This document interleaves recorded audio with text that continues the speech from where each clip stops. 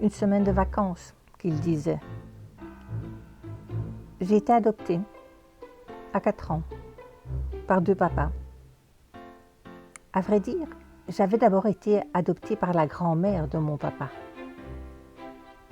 Devenue trop âgée pour vivre seule, elle a fini par accepter à regret d'entrer dans une maison de retraite, sans toutefois d'abord arracher à mon papa la promesse qu'il prendrait soin de moi. Une crème, cet homme-là, un cœur grand comme ça. C'est grâce à lui que je suis là. Je l'appelle Marshmallow. Bon, la négociation n'a pas été facile avec mon autre papa. Personnellement, je ne vois pas pourquoi.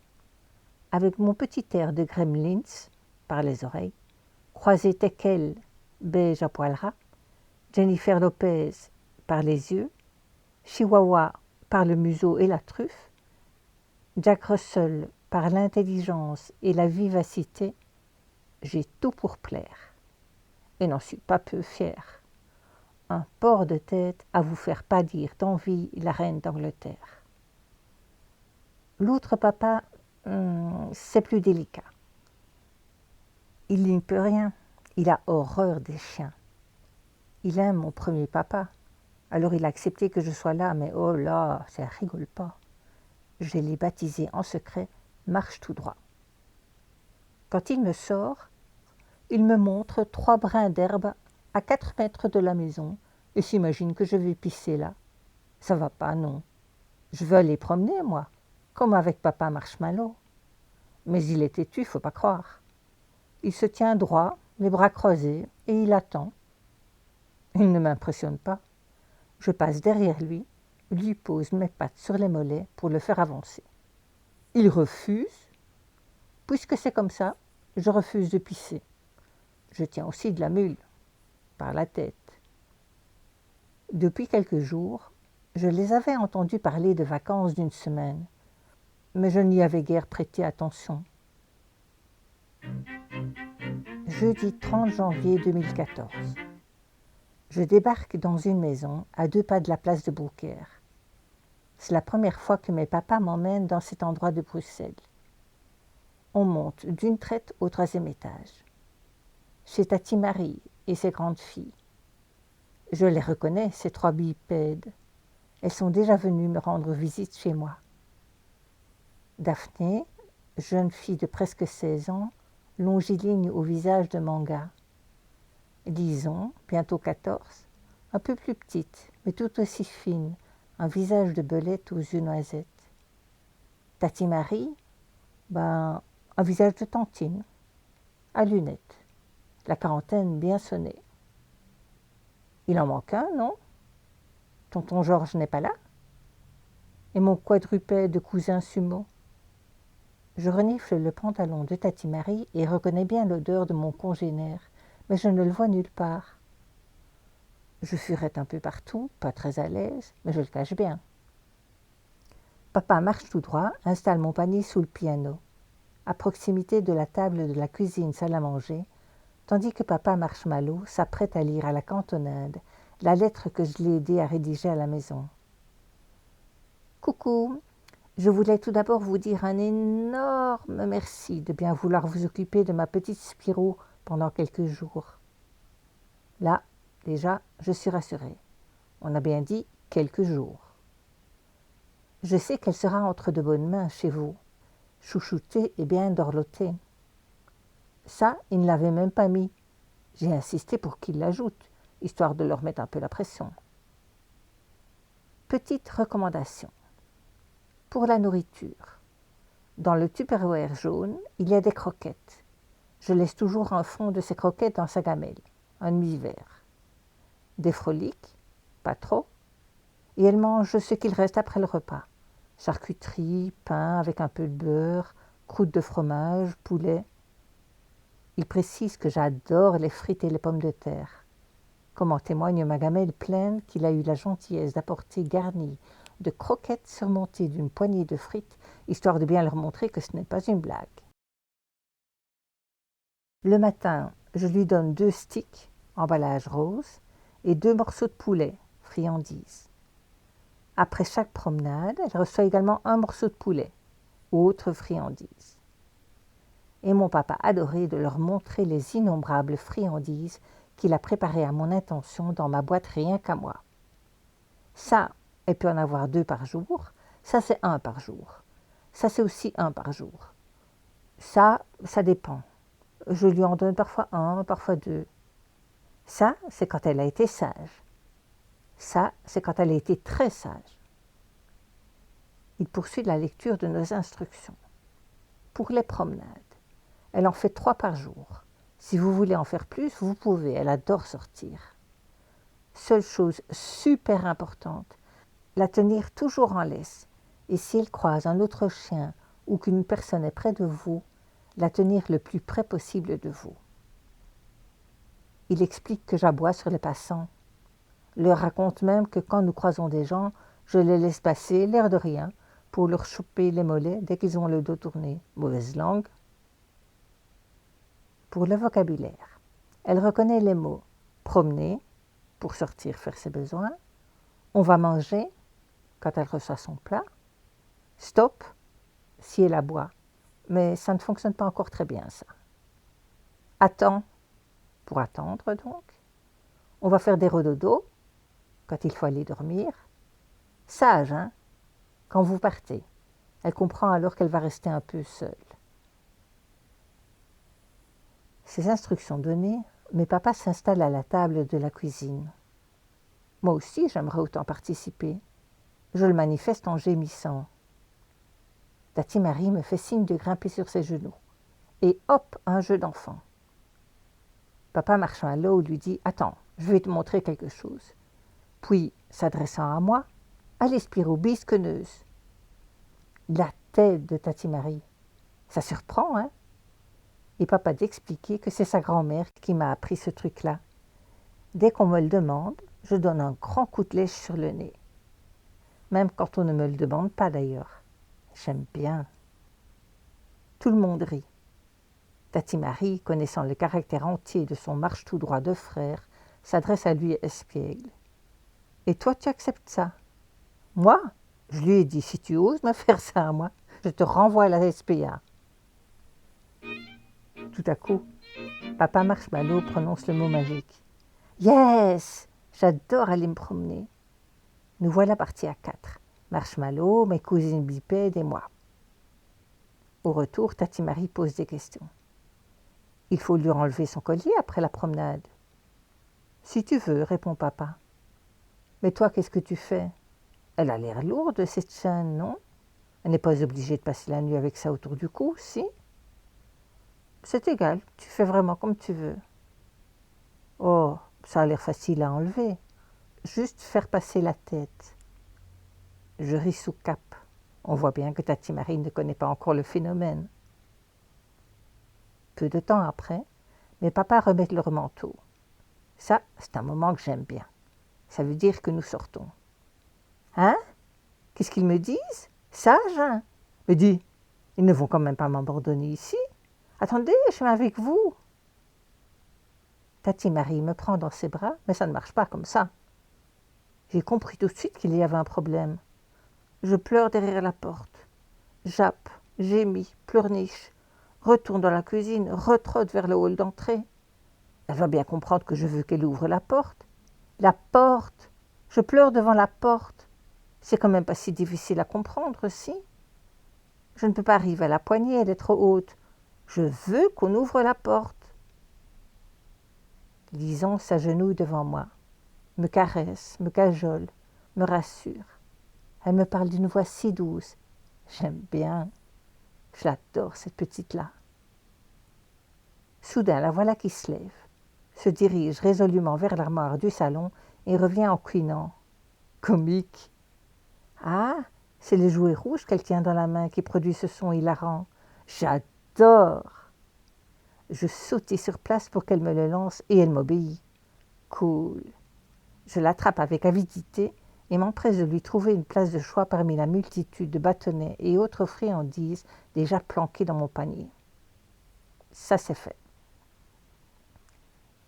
Après cela, je suis calmée. Je m'intéresse à ce qui se passe autour de moi. Tati Marie s'affaire dans la cuisine. Je m'assis posément à côté d'elle. Tiens, où va-t-elle? Je la suis. Dans sa chambre, puis dans la salle de bain. Retour à la cuisine et je trottine. Je ne la lâche pas d'un coussinet. Elle va voir les filles dans leur chambre. Hop, je suis déjà collée à ses chevilles.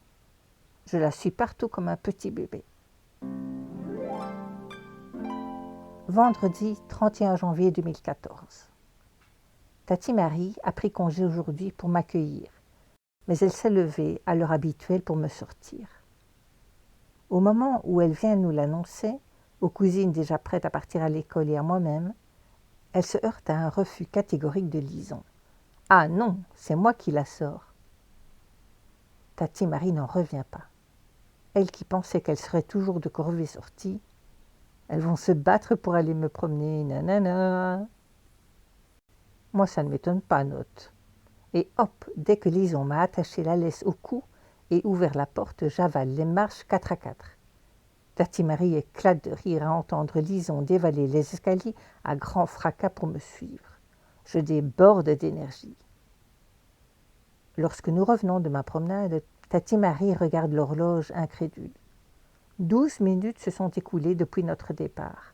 5 volées d'escalier, aller-retour comprises. Elle questionne Lison. Déjà de retour? Elle a bien tout fait? Oui, la rassure-t-elle. Mais vous n'êtes qu'allée que jusqu'à la place de Brouckère ou quoi? Mais non, répond-elle indignée. J'ai fait tout le tour, jusque passer la bibliothèque Charlie Hansen. Je suis même revenue par la rue de Laken. Elle court, tu sais? C'est pas du tout comme avec Sumo. Ah, super, merci beaucoup. Lison m'ôte la chaîne qui me sert de collier, me tend ma gâterie. Pendant que je l'avale, voilà l'ado qui prend son sac à dos et qui tente de filer en 12. « Eh oh, attends-moi, je repars avec toi !» Mais elle me répond. « À tout à l'heure, ma puce. »« Non, je ne suis pas d'accord, moi. Ne pars pas sans moi. » Claquement de porte impitoyable. Je pleurniche, gémis, geins à tel point devant l'entrée que Tati Marie met son manteau à son tour. Je rêve ou elle me parle de retourner promener? Yes! Je vais lui montrer, moi, quel plaisir c'est de sortir avec moi. Elle ne va pas être déçue. Je ne tiens pas en place. 2 tours sur moi-même dans un sens, 3 dans l'autre, un tourbillon sur pattes. Tati Marie ne parvient pas à me passer le collier autour de la tête tellement je m'agite. Je suis Spirou, si l'on tient compte de mon ascendance royale dont je suis certaine. Enfin, quasi. Speedy rotation oomph. Ça y est, elle a compris l'hésitation de Marshmallow quand elle lui parlait d'enlever le collier. Je tente de me calmer un tant soit peu pour qu'elle puisse me le remettre, ce foutu collier. Accrocher la laisse, ouvrir la porte, je me lance dans l'escalier et « Oh, va falloir y aller mollo avec la tontine. Qu'est-ce qu'elle est lente !» Je me retourne 2-3 fois, l'air de dire « Alors tu viens ?» Elle rit.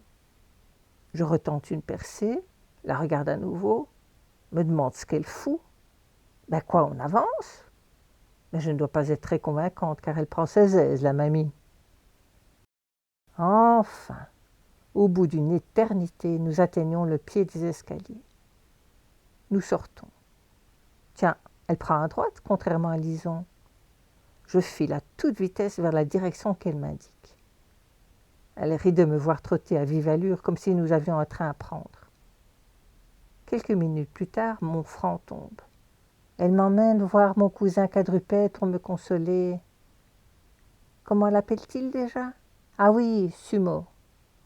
Bof. Awesti au poil hirsute. Il n'a pas dû voir un salon de toilettage de près ces derniers temps. Je ne savais pas qu'ils existaient en gris, ces chiens-là. Il ne m'a pas laissé un souvenir ému lors de sa visite chez moi.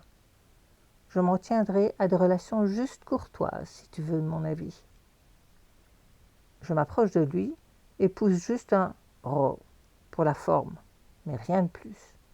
Pas un aboiement, juste « ro ». Nous sommes dans une petite maison en chantier. Le futur lieu d'art du tonton Georges, si j'ai bien compris. Pour la propreté, on reviendra. Hein. Quelle poussière il y a dans cet endroit. Un vrai chantier de construction. Je comprends mieux la couleur du chien. Moi qui sors de chez la coiffeuse, bof bof. Heureusement, Tati Marie ne reste pas trop longtemps et me ramène à la maison. Quand elle me tend une gâterie, je la boude. Elle tente bien de m'en refiler une autre, mais non. Une troisième? Non, vraiment non. Mais papa me manque. Je n'ai pas le cœur à me baffrer. Tati Marie étale un tapis bleu sur le sol. J'accours aussitôt. La voilà à genoux sur le tapis à gesticuler des bras. Oh, j'adore. Je sens qu'elle veut jouer. J'en fais 2 petits tours sur moi-même de contentement. Elle rit, preuve que j'ai vu juste. Elle aussi a envie de jouer. Hop, la voilà qui s'étale de tout son long sur le dos. Je lui saute au visage et le lui lèche à qui mieux mieux. « Non, Spirou, arrête !» me dit-elle en riant. Je m'applique d'autant plus. « Stop, non, Spirou !» Elle tente de me repousser. « Spirou, allez, arrête !»« Non !» Mais je vois bien qu'elle est écroulée de rire. C'est qu'elle en redemande. Je m'applique. Elle a le visage détrempé. Oh, elle se lève déjà? On venait seulement de commencer. Moi, j'aime encore bien. Je l'entends râler. Impossible de faire mes exercices de doïde avec un singe comme toi. Elle est myope, la tantine. Faut l'excuser. Samedi 1er février 2014. Alors là, si j'avais laissé planer le moindre doute jusqu'ici, ça y est, cette fois, les choses sont claires. J'avais besoin d'un petit temps d'acclimatation, certes, pour me sentir tout à fait à l'aise, mais elles ont vite compris qui est le boss ici. Et que je taboie comme une forcenée dès que l'on entend les voisins parler dans les couloirs, ou les ouvriers, par exemple, qui repeignent la cage d'escalier. Non, mais des fois, il y en a qui sont en vacances ici, et que je te hurle sur quiconque essaye d'entrer dans l'appartement. Même tonton Georges, qui vient de débarquer, on ne me l'a fait pas à moi, j'étais dans la place avant, clairement. Tati Marie a beau me dire d'arrêter d'aboyer, refus catégorique. Je suis ici chez moi désormais, et je défends la place. Elle insiste, mais c'est moi qui aurai le dernier mot. Marche tout droit lui a pourtant dit que j'ai toujours le dernier mot. Ah non, peut-être. Eh bien maintenant, elle voit de quel bois je me chauffe. Oh. Tonton Georges n'a pas l'air impressionné outre mesure. Après une petite tasse de café, il s'installe devant l'ordinateur et se met à discuter avec Tati Marie. Je me mets aussitôt à aboyer. J'ai horreur que l'on parle à voix haute. Tati Marie se tourne vers moi. « Tais-toi !»« Oh !»« Arrête !»« Oh !» Je vois qu'elle fait des efforts pour se souvenir du mot magique pour me faire taire. Oui, il était bien dans la liste. « Stop !»« Oh !»« Mais tu vas te taire !»« Oh !»« Tais-toi, j'ai dit !» Elle se tourne triomphante vers tonton Georges, pensant déjà que Marche tout droit avait exagéré, mais à peine m'a-t-il tourné le dos que je lâche un dernier « Oh !» un ton plus bas, juste pour la forme. Ça y est, elle commence à cerner le personnage. Bon, j'ai quand même foiré sur le coup du coussin, je l'admets. Ce n'est pas faux d'avoir essayé pourtant. Si mes papas savaient, ils n'auraient pas pris la peine de trimballer mon panier rikiki jusqu'ici. Tati Marie avait préparé à mon intention un énorme coussin blanc en plein milieu du salon, juste devant la télé. On peut facilement y tenir à 8, comme moi. Impérial, le coussin. Bon, certes un peu haut. Ce n'est pas que ça me gêne. Je peux sauter bien plus haut que ça, si je veux. Mais bon, question de discrétion, ce n'est pas vraiment ça. J'ai essayé quelquefois de m'y installer en douce, mais en vain. Tati Marie me fait redescendre immédiatement. J'ai bien entendu Marche tout droit lui raconter que Marshmallow me laisse monter dans leur fauteuil à eux quand Marche tout droit n'est pas là, et que dès qu'il arrive, Marshmallow le fait rire en me disant « Allez, descends, on va se faire engueuler ». Tati Marie rit aussi à chaque fois que j'essaye de remonter sur mon coussin. C'est vrai, quoi.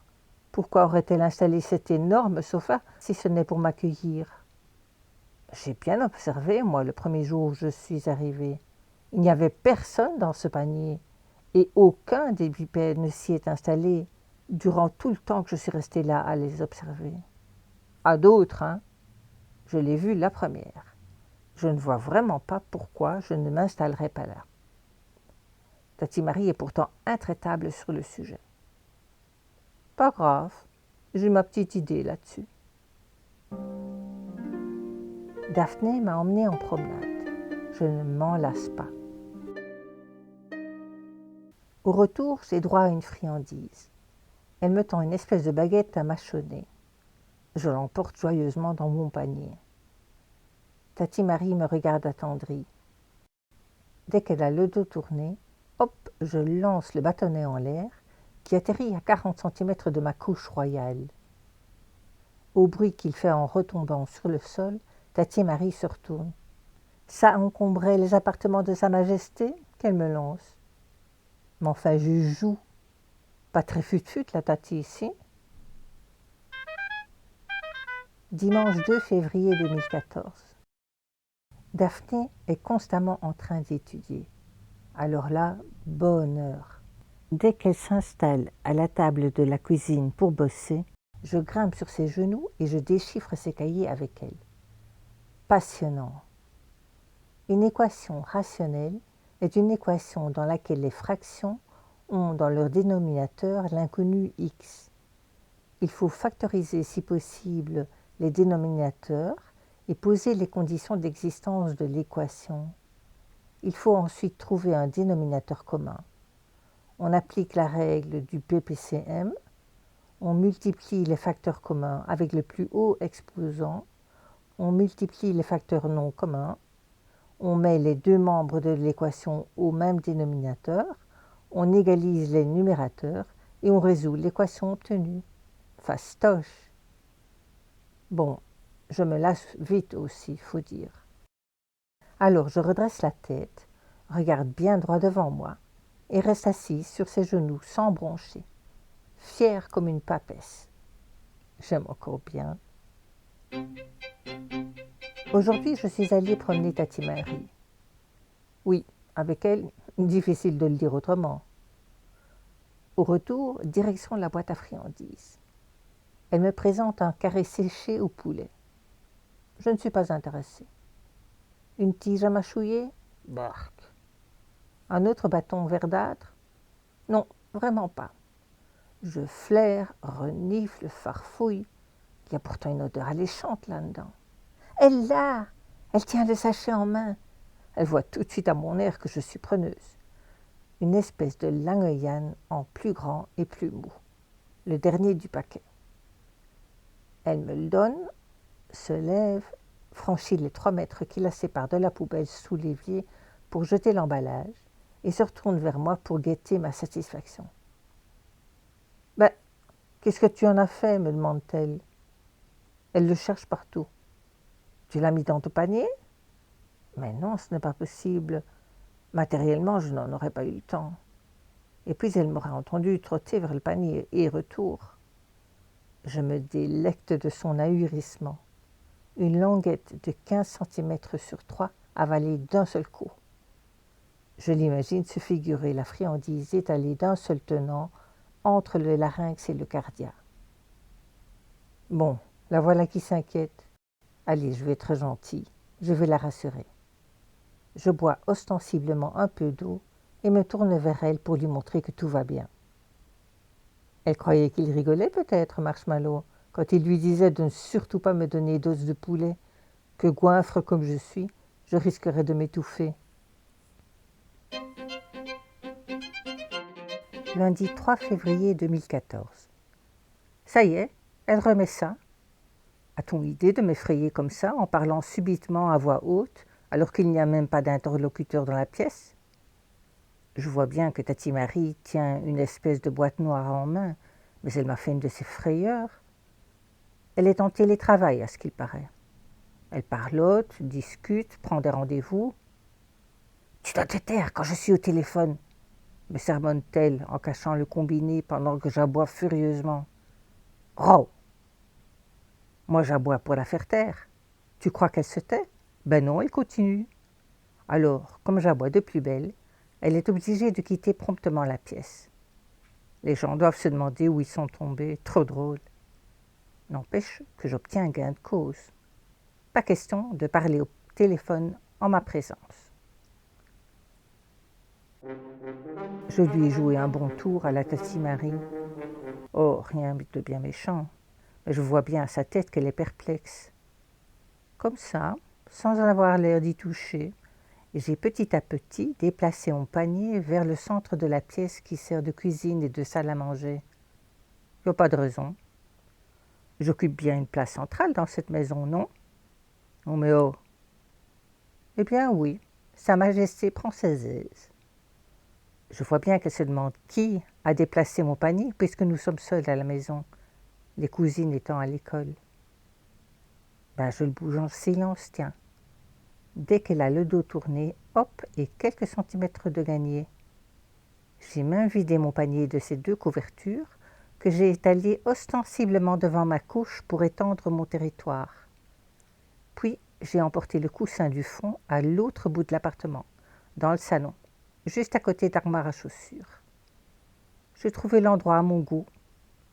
Je m'y suis installée pour un petit somme. Daphné m'a sortie après l'école. Au retour, comme à mon habitude, je grimpe les escaliers comme une dératée.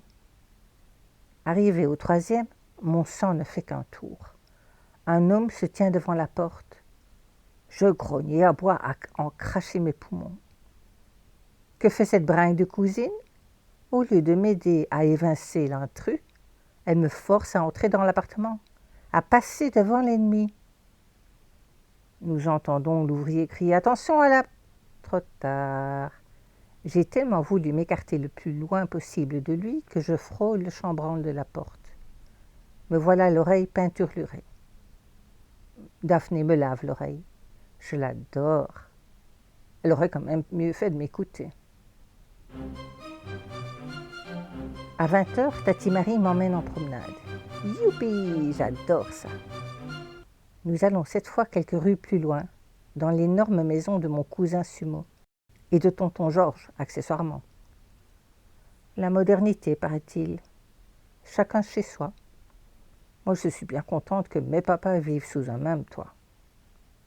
On monte d'une traite au 3e étage. Mais ça doit être une maniche, les Bruxellois. J'entends Tati Marie crier à notre arrivée depuis la porte d'entrée. « Oh, j'avais oublié la chatte. J'espère que tout va bien se passer. Tu vois déjà qu'elle me les tripe. » Moi, je reste imperturbable. L'animal en question est affalé sur le lit lorsque j'entre dans la pièce où la tantine m'emmène. Je lui passe sous le nez avec une indifférence à faire roussir la lune. Tonton Georges, lui, est dans son bain, dans la salle de bain qui donne directement sur la chambre à coucher. Il propose à Tati Marie d'aller prendre une chaise dans la cuisine et de s'installer près de lui pour une papote. Tati Marie s'exécute, m'appomme sur ses talons. Un vrai chien de grand-mère, dirait Marche tout droit. Retour à la salle de bain. Nouveau passage devant la bête aux poils hérissés, désormais debout sur ses pattes en pleine extension, le regard furibard. Je la nie avec superbe. Suis Tati Marie et m'assieds sous la chaise qu'elle vient de poser à proximité de la baignoire. Alors que les bipèdes causent, le félin tente une approche d'une lenteur inquiétante. Sumo s'interpose fermement, sans un mot. Tout à coup résonne un long mugissement qui ne ressemble ni de près ni de loin à un aboiement ou à un miaulement. Tati Marie, se penchant sur notre attroupement singulier, s'écrie « Ça sort de quel corps, ce son ?» Sumo barre stoïquement la route à la tigresse, tandis que je continue de regarder impassible le tonton se baigner. Si elle croit qu'elle m'impressionne, cette vache,